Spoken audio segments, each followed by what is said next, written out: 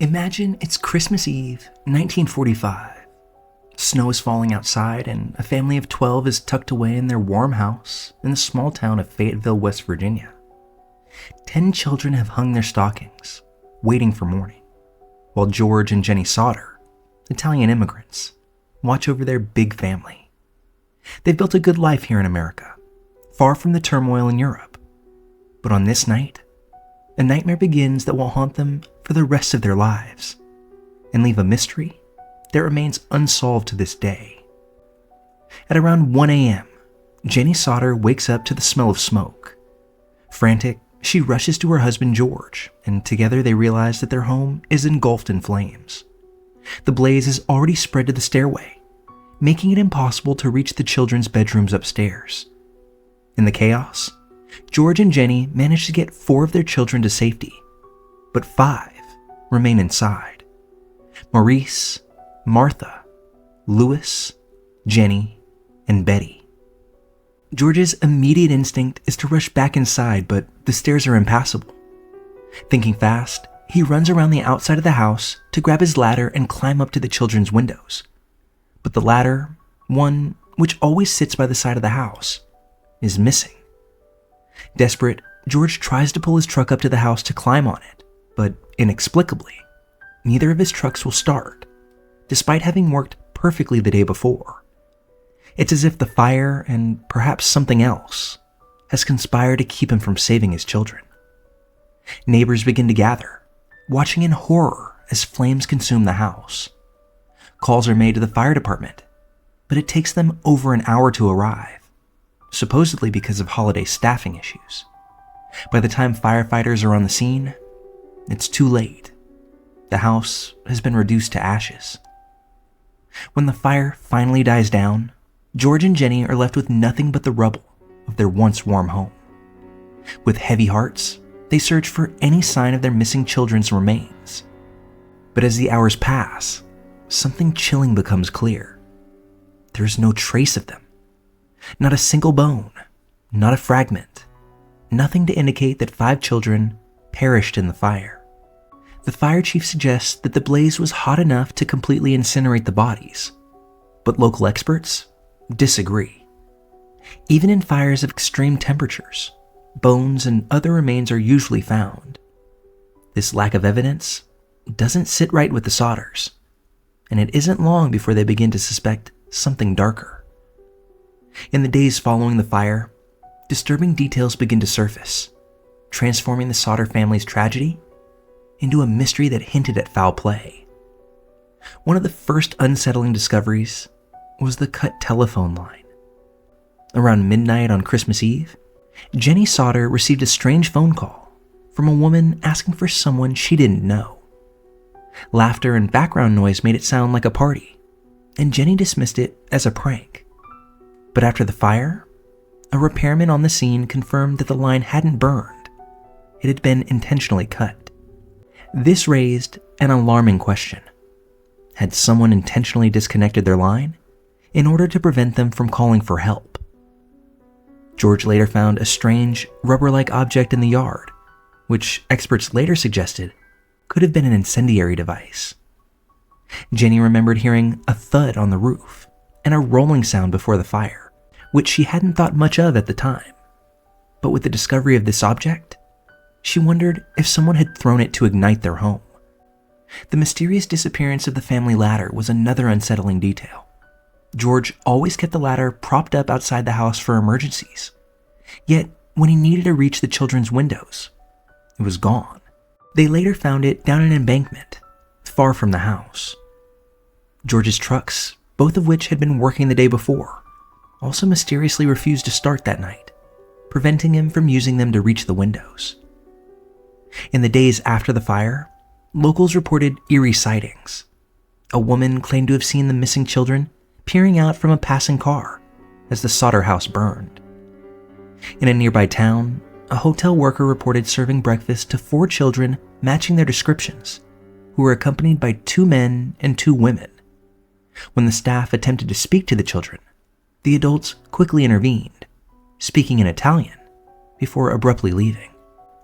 Over the years, similar reports continued, with people claiming to see the Sauter children in distant parts of the country. Each time, the Sauters investigated, only to be met with disappointment and dead ends. Finally, in 1968, Jenny received a mysterious envelope from Kentucky. Inside was a photograph of a young man who closely resembled their missing son, Louis, with a message on the back that read, "Louis Sauter, I love brother Frankie, a little boys." The Sauters hired a private investigator to trace the photo's origin, but then the investigator vanished without a trace, leaving the family with more questions. Each of these details, bizarre in isolation, together formed a haunting picture of a night that seemed far more sinister than just a tragic fire. They suggested a carefully orchestrated plot, a chilling possibility that left the Sauters and the town with questions that remain unanswered to this day. For the rest of their lives, George and Jenny Sauter never stopped searching. They poured every bit of their energy and savings into finding their missing children, putting up billboards, following every reported sighting, and offering rewards to anyone with information. Even as the years went by, their unwavering hope remained, a silent testament to their enduring love and relentless pursuit of the truth. The haunting image of their 5 missing children stayed with them, an unsolved question that overshadowed every holiday and every family gathering. Their case, decades later, remains one of the most unsettling mysteries in American history, filled with strange details, eerie sightings, and chilling clues that point to something more than a tragic accident. What really happened to the Sauter children that Christmas Eve? Could someone out there still hold the answers? Will this mystery ever be solved? Let me know what you think down in the comments.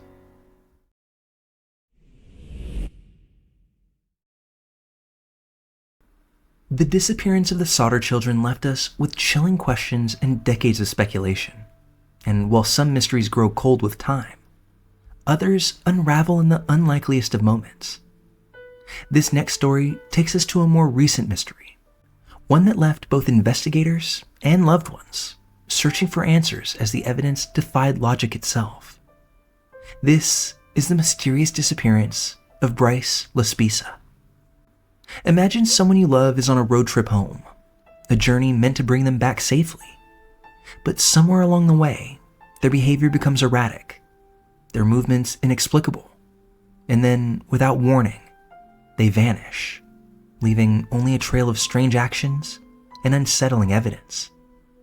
This is what happened to Bryce Laspisa, a college student whose disappearance still defies explanation. In August of 2013, Bryce Laspisa was starting his second year at Sierra College in Rocklin, California. At 19 years old, Bryce had a warm personality, a creative streak, and a close relationship with his family. He seemed eager to return to campus life, ready to catch up with friends and jump back into his art studies. But within days of the semester beginning, his behavior shifted. Bryce, who was usually even-tempered and easygoing, began acting strangely. Friends noticed he was drinking heavily, much more than they'd ever seen him drink before, and his girlfriend Kim grew increasingly concerned. Bryce started distancing himself from her, even giving away his personal belongings without any explanation. Kim reached out to Bryce's parents, Karen and Michael Laspisa, who quickly sensed something was wrong. They tried to reassure him, but nothing seemed to change his behavior. Then, on August 28th, Bryce told his mother he was driving back home to Laguna Niguel, several hours away. His parents were relieved, thinking he just needed time with his family. But as Bryce made his way south, his behavior grew even stranger, leaving a trail of unsettling clues that would leave investigators baffled. Bryce's drive from college back to Laguna Niguel should have taken around 7 hours, but it quickly became clear that his trip wasn't going as planned. Instead of driving straight home, Bryce made repeated stops in small towns along the way. His mother, worried but still trying to give him space, kept in touch through frequent calls. At one point, Bryce stopped in Buttonwillow, a small town about halfway to his destination, and he sat there for hours with no clear reason. Growing anxious, his parents eventually called a roadside assistance service, hoping they could check on him. A technician found Bryce still sitting in his car, seeming lost and distant, yet insisting he was fine and would be on his way soon. Bryce then drove a short distance before stopping again, lingering in the area for nearly 13 hours without explanation. This back-and-forth behavior left his parents confused and alarmed, yet every time they tried to intervene, Bryce reassured them that he was fine. But then Bryce's behavior took a darker turn. He called his girlfriend Kim and left her an ominous message. Amidst the rambling, he included the sentence, "You'll be better off without me." The message hinted at an internal struggle that no one, not his friends, family, or even Kim, fully understood. When his mother Karen offered to come pick him up, Bryce declined, insisting that he'd soon continue the drive. When finally around 3 a.m., he left Buttonwillow for the last time, telling his parents he was on his way home. Bryce's final known actions only added to the mystery. Sometime during the early morning hours, he was spotted by a highway patrol officer near Castaic Lake, far off the direct route to Laguna Niguel. The officer conducted a quick check, noting that Bryce appeared fine, if a bit disoriented. After assuring his mother that he would see her soon, Bryce continued along his way, yet he would never make it home. Hours later, Bryce's car was discovered overturned near Castaic Lake. The vehicle had apparently sped down an embankment before crashing, yet when authorities inspected the scene, there was no sign of Bryce himself. It was as if he had simply vanished. What made the scene even stranger was the evidence left behind. Bryce's wallet, his phone, and laptop were all found in the car untouched. His keys were nearby, yet there was no blood, no clear signs of injury, and no footprints leading away from the wreck. The absence of any sign of Bryce left investigators at a loss. Castaic Lake and the surrounding area were thoroughly searched, but no trace of him was found. For days, search parties combed through the rough terrain, but Bryce seemed to have disappeared without leaving any clues to follow. The discovery of Bryce's abandoned belongings only deepened the mystery. Leaving his phone, wallet, and keys behind didn't make any sense. If he'd walked away from the crash, why not take anything with him? If he'd suffered an injury, surely there would be some physical evidence. Investigators questioned friends and family, trying to determine if Bryce's behavior hinted at deeper mental health issues, or if he had been planning to disappear intentionally. Friends noted that his sudden shift in personality had been disturbing. He had started drinking heavily in a short period, and his actions had grown erratic. While some suggested Bryce might have been experiencing a mental health crisis, others couldn't accept that he'd simply walk away without a word. One theory was that Bryce was under intense emotional or psychological pressure, possibly experiencing a break from reality. But Bryce had no history of such behavior, making it hard to imagine him reaching such an extreme without warning. Others speculated he may have wanted to start over somewhere new, though it seemed unlikely he would abandon his family, especially given their close bond. Theories range from Bryce planning his own disappearance to the possibility that he met with foul play. Every clue seemed to add to the confusion, rather than lead to an answer. His actions during the drive, the long stops, the repeated refusals for help, and the final phone call seemed to hint at an intention. But what that was remains unknown. The most widely accepted theory is that Bryce, likely in a disoriented or distressed state, wandered into the rugged wilderness surrounding Castaic Lake after leaving his crashed car. Investigators believe he may have been confused or impaired, causing him to leave his essentials behind and walk aimlessly into the hills. The terrain near the lake is rocky and challenging, making it easy to get lost, especially in the dark. Though extensive searches have found no sign of him, The possibility that Bryce succumbed to the elements, or an injury in this isolated area, remains the most plausible theory among experts. Bryce Lespisa's family continues to search for answers, holding on to hope that he may still be out there somewhere. Every year that passes only deepens the mystery, leaving loved ones and investigators haunted by the inexplicable details of his final hours. Bryce's sudden shift in behavior, his eerie parting message to his girlfriend, and the deliberate stops on his drive have raised unsettling questions about what was truly going through his mind. To this day, Bryce's disappearance remains one of the most perplexing cases in recent years. A story of a young man whose journey home took a dark and twisted turn. From the missing hours in Buttonwillow to the overturned car and deserted crash site, every detail of Bryce's story defies easy explanation. The trail that he left behind feels more like fragments of a puzzle that refuses to come together, leaving his family and all who hear his story wondering if the mystery will ever truly be solved.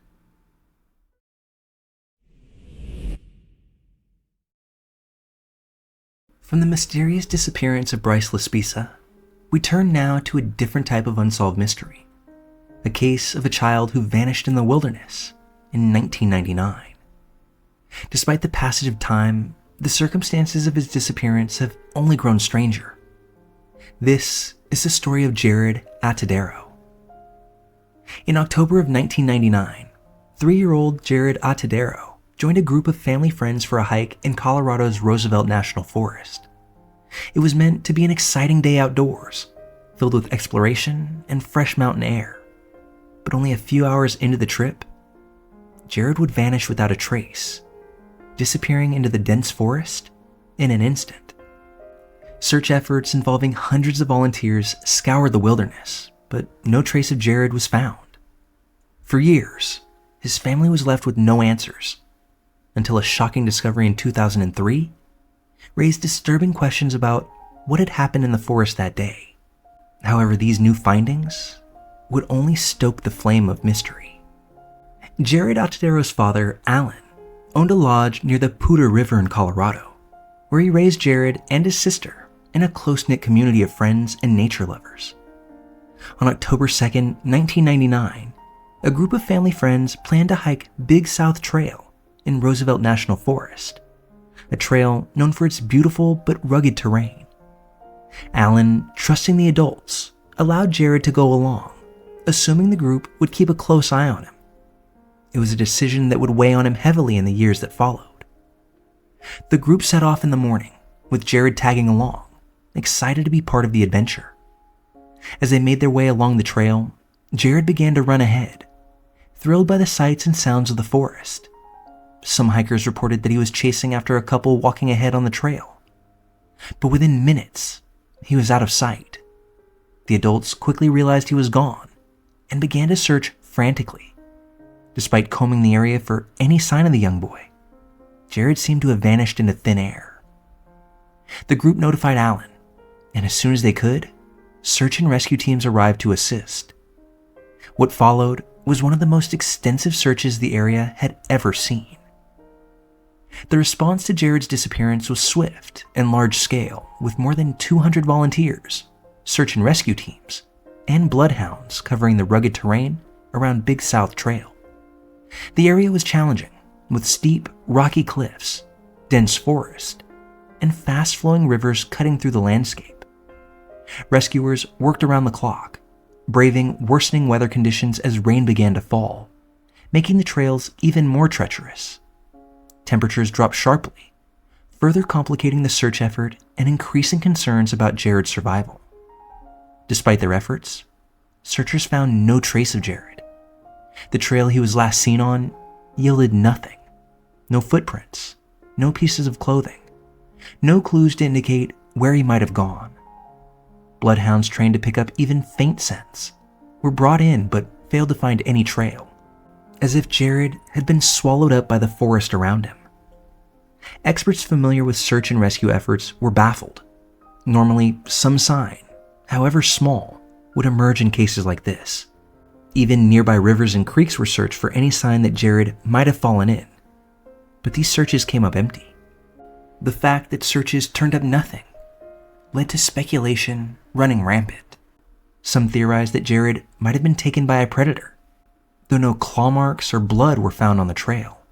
Others wondered if he had simply wandered far off, but the forest's dense terrain would have made it difficult for him to get far in such a short amount of time. The days stretched into weeks as hope began to wane. Jared's family was left devastated, with only haunting questions and a deepening sense of tragedy. Years passed without any word of Jared, until 2003, when two hikers made an unsettling discovery not far from the Big South Trail. As they walked, they stumbled upon pieces of children's clothing, scattered in an area dense with underbrush. Among the items found were a pair of small child-sized shoes, a fleece jacket, and a pair of pants. Alan Atadero, Jared's father, later confirmed that these were indeed Jared's clothes, but the condition of the items only served to confuse him, as well as investigators. Jared's shoes, oddly enough, looked almost new. Despite 4 years in the elements, they showed little wear or damage, a puzzling detail given the rough terrain and extreme weather conditions. Even more perplexing was the fleece jacket, which, while faded, was still largely intact.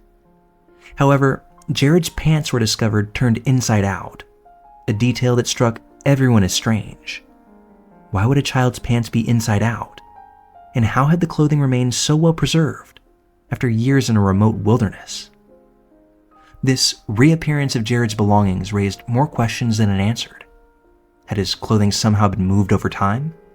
And if so, by what? Or by whom? Theories quickly circulated, but no one could explain why the clothing looked relatively untouched.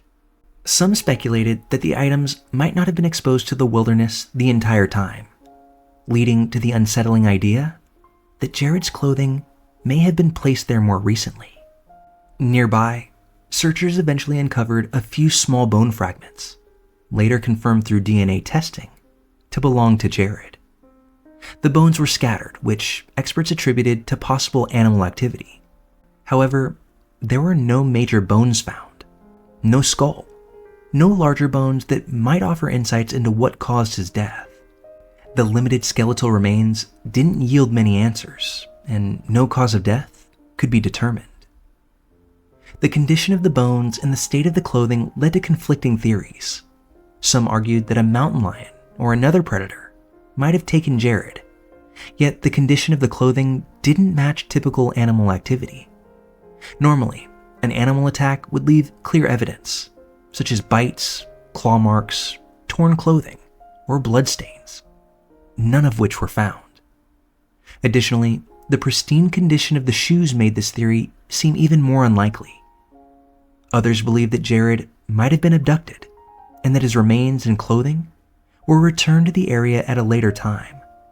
This disturbing theory gained traction due to the unusual condition of the clothing and the inexplicably preserved shoes, which seemed incompatible with years of exposure in harsh wilderness.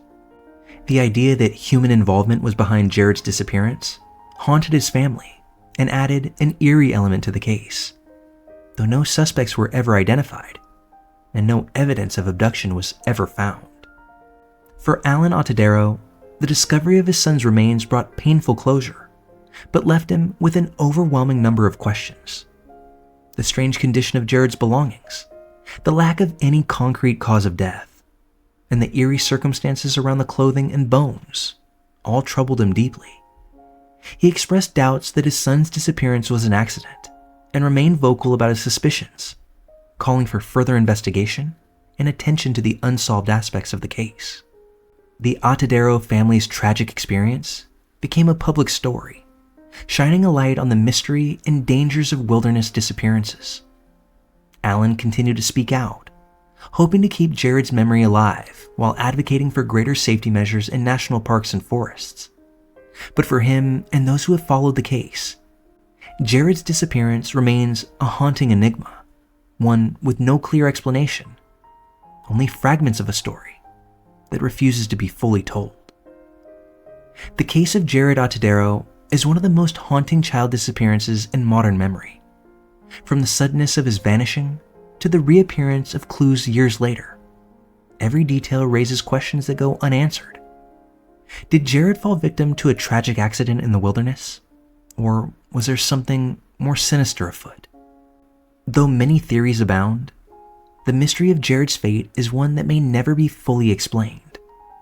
His story remains a chilling reminder of the unknowns that exist, even in places we think we know well, and a symbol of the unfathomable mysteries that sometimes remain locked away in the depths of the wilderness.